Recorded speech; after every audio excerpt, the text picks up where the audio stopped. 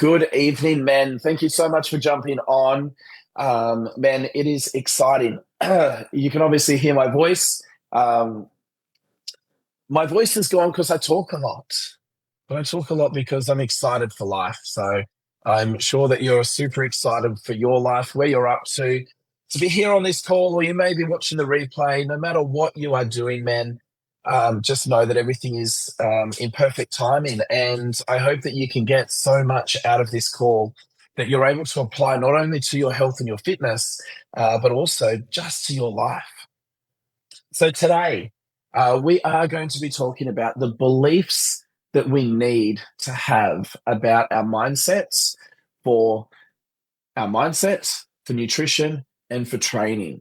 So there's going to be some really key practical nuggets here that you're going to be able to take away and obviously apply to your life to obviously keep having you bring out your best. Because the reality is that most guys fail not because of a lack of the know-how, but because of the beliefs running the show underneath. Isn't that a powerful quote, hey? That most guys fail not because of the lack of the know-how, but because of the beliefs that are running the show underneath. And the problem is, like, these beliefs that we have in our head, and if you're there going, what's a belief? Like, the belief is the story that we tell ourselves in our head. Now, sometimes that story that we tell ourselves is a whole load of BS. It's not true. But then sometimes that story that we're telling ourselves is a really empowering story that is going to move us from being in a point of pain to in a point of pleasure. So, man, my goal for you at the end of today is to take these stories that are going through in our head, and perhaps for some of them, it could be, how can I turn lemons into lemonade? How can I say yes and know that there's going to be a level of uncomfortability around that, but still get the outcome that I'm wanting from this? Because we either get the outcome that we want or we get the lessons that we need in life. So you can have the perfect training plan, you can have a dialed in meal plan, but if your beliefs suck, then your results are going to suck as well. Because how many times, and excuse my lovely voice, man, but how many times do you see people, whether it's on social media or someone, and you're looking at them and they look absolutely incredible? Like, now, I believe that every person is gorgeous and beautiful in their own way. And to me, I always like to look for their positives.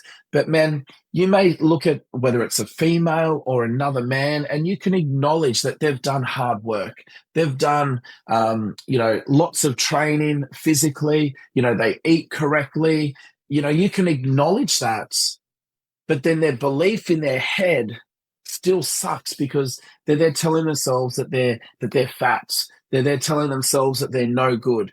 They are there and they're telling themselves that basically, that they need to keep putting in this extra work because you're not going to get any better, or you must be a size 2 and you're currently a size 8 or a 10, like, because these belief systems, these stories that are going on in their head really, really suck. So what I'm going to do today is I want to break down some of these, and I really want you to look for the information that you don't know. Look for those little hacks that are going to that you're able to implement. So when we think to ourselves, okay, like, our core belief areas, well, for us, as men, we're here to focus not only on our mindset, but the nutrition and the training aspect as well. So the beliefs that we need to adopt, and these are things that I'm giving you, man. I'm literally throwing these at you. So don't say, oh, I can't say that or I can't think that because that's what Coach Andy said. No, I'm throwing these beliefs at you right now and saying, this is what I want you to take. Because the first and the number one belief that you need to have in life is that you need to believe that it is possible. So you need to believe that it's possible for you to have the friendships that you know that you deserve. You need to believe that it is possible for you to eat a healthy, nutritious diet to help you get the results that you want. You need to believe that it is possible for you to do these particular movements in training that are going to help benefit you. And I had this call last night with one of my clients, where we're talking about one of the exercises, and I said to him, I said, yes, we can have an alternate exercise in here, but I also still want you to do this other exercise here, but let's find a way that you're able to find success. Because my thinking behind that, so this is my belief system, is as parents, whether you're a dad, or you've got children, or nieces, nephews, etc., often we say, oh, don't touch that because you'll hurt yourself. Well, our brain tells us, oh, I shouldn't do that exercise because I'm going to hurt myself. It's like, well, no, you know what? You can touch the hot pot that is on the stove top if you're wearing special oven gloves. Yes, you can touch that. So you know what? You can actually do that exercise or that movement in the gym if perhaps you take off the weight and you just use the bar, or you find a way that you can have a spotter to be there to assist you. Like, don't just completely say, no, let's throw that out. Let's find a way to make this possible. So the first belief that we need is that we need to believe that this is possible. And I'm saying that to every single one of you. I'm saying this with your friendships. I'm saying this with your relationships. I'm saying this with your work. I'm saying this with your fitness. I'm saying this within your, it could be your religion. I'm saying this within your sporting group, the sports that you choose to play, extra activities that you do. You have to believe that it's possible. Because the reason why we believe that it's possible, because we focus on progress and not perfection. Because you know where perfectionism sits?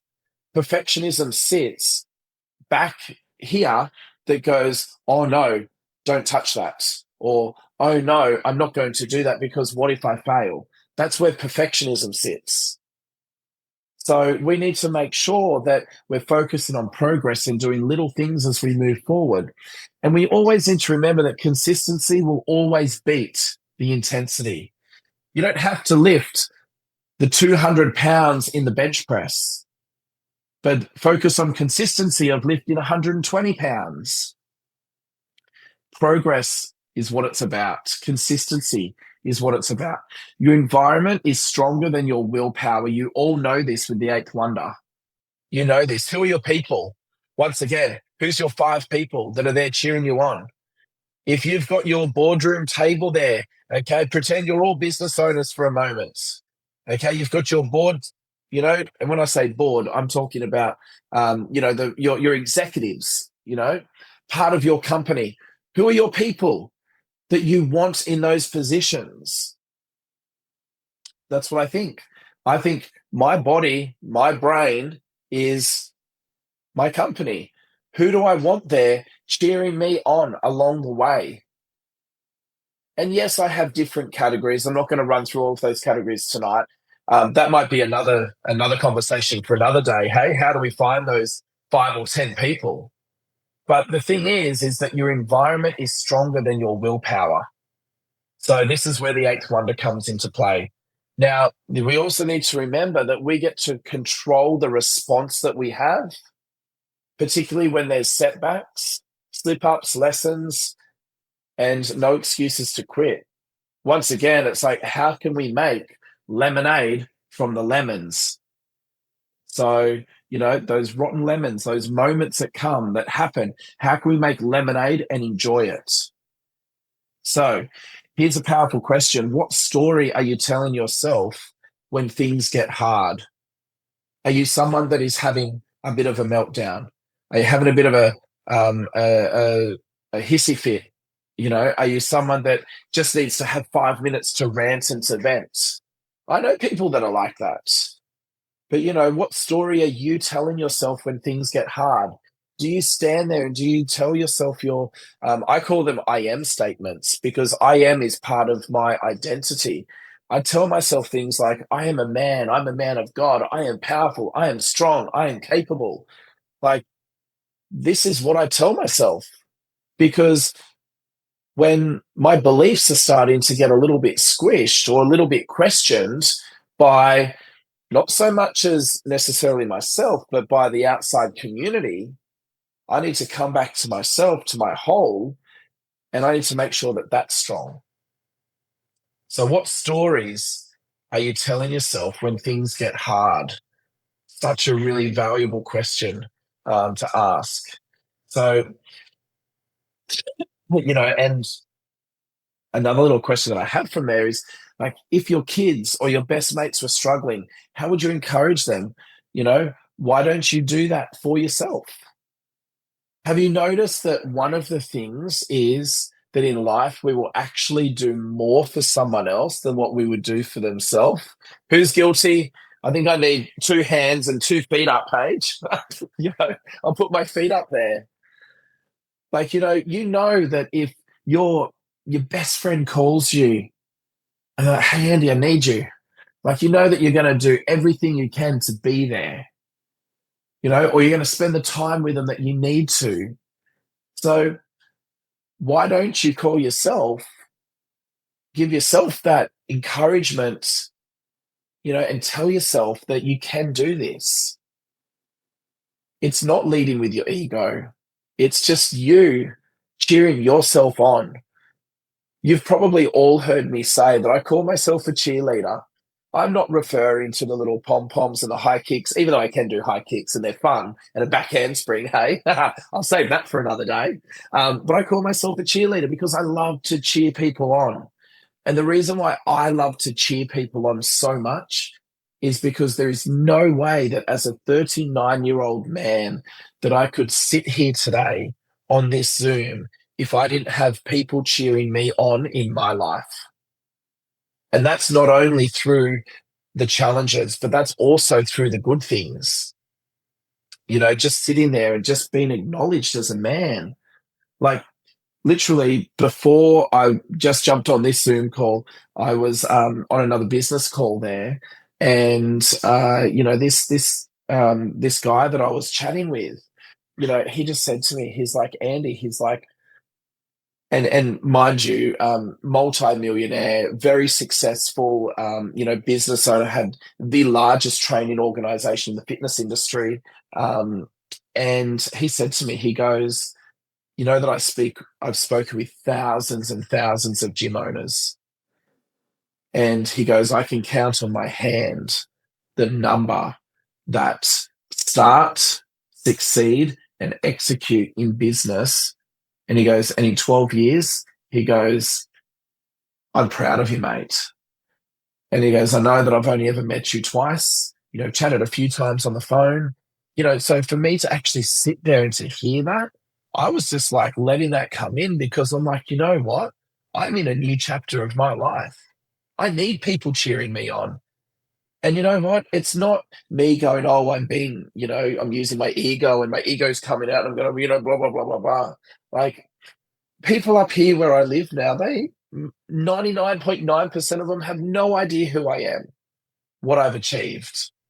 I go back to my old hometown, and yeah, there's probably, 80% of 90% of the community that know who I am and what I've achieved. But you know what? I'm looking for a new identity, new goals. So what does that mean for me? I need a new belief system that's going to serve me. So I know for some of you, perhaps you need to upgrade your belief system, because your old beliefs have served you to the point that you're at now. I'll repeat that. Your old beliefs have served you to the point that you're at now.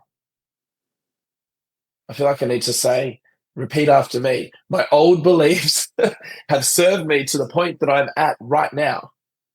So in order to get to the goal that I want to get to in the future, I need a whole new set of beliefs. I'm not saying that you can completely dismiss those. No way. We acknowledge them.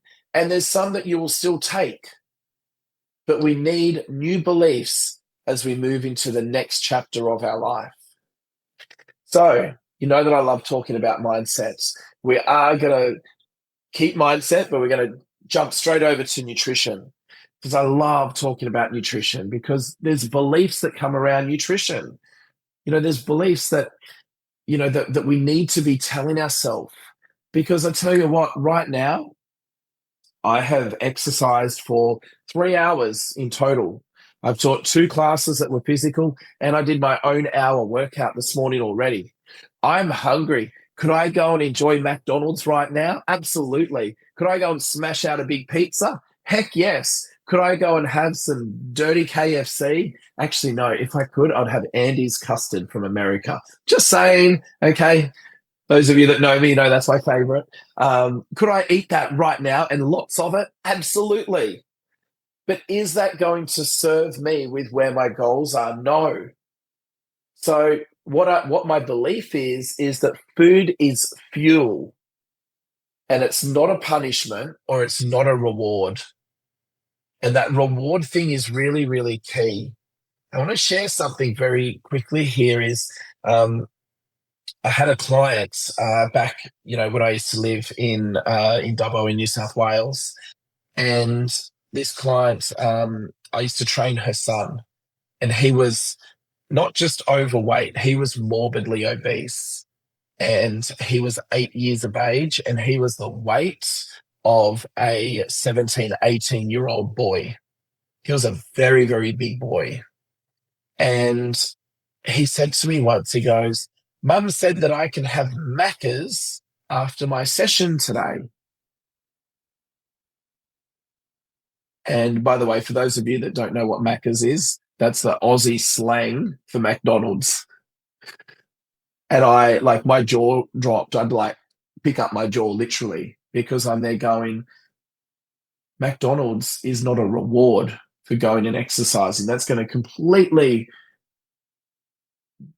dismiss what he's just worked for. It's going to push that away. It's going to have him then thinking, oh, so every time I exercise, I get to have McDonald's or I get to have KFC.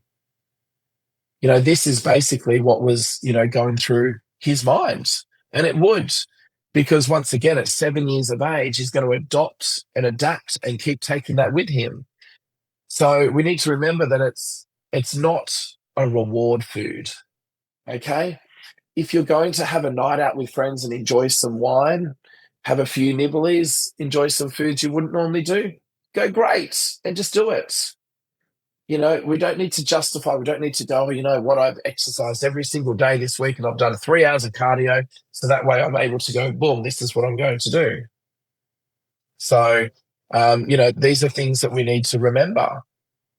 Eating well is an act of self-respect and leadership. It's not a restriction. So eating well is an act of self-respect. It's because I respect myself and my body. That's why I'm putting good, nutritious food into my body. Big one, you can't out-train.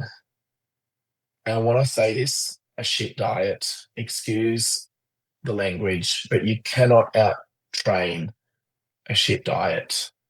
Your body reveals the truth. I'm sitting there right now.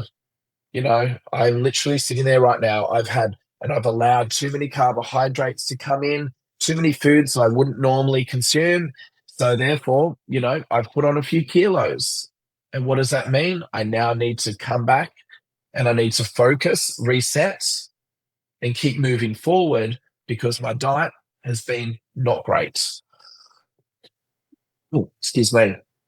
The power question that I ask is, when do you eat for comfort and not fuel? So when do you eat for comfort and not fuel? Do you find that you might be stressed? Do you find that you might be emotional? You might be sad? I used to be a sad eater.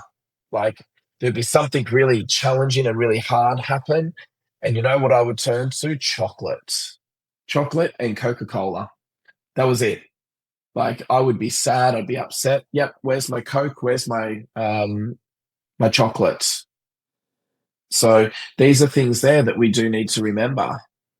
So yeah, we need to, focus on that.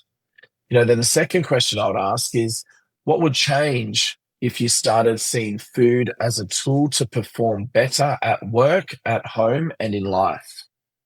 So what would change? Would you have more sustainable energy?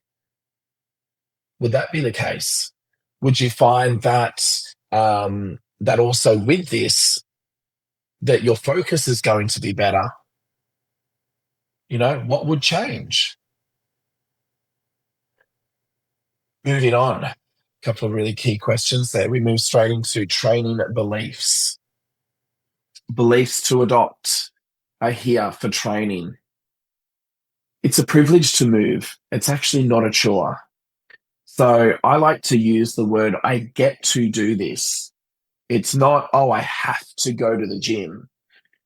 Because as soon as we start saying things like, oh, I have to do this, it feels like a drain, where we get to do this. We get to go to the gym. We get to move our body. We get to play sports. We get to go out and enjoy the ocean, kayaking, mountain climbing, hill hiking, whatever. We get to do that because training is building the man that you want to be 5 years from now.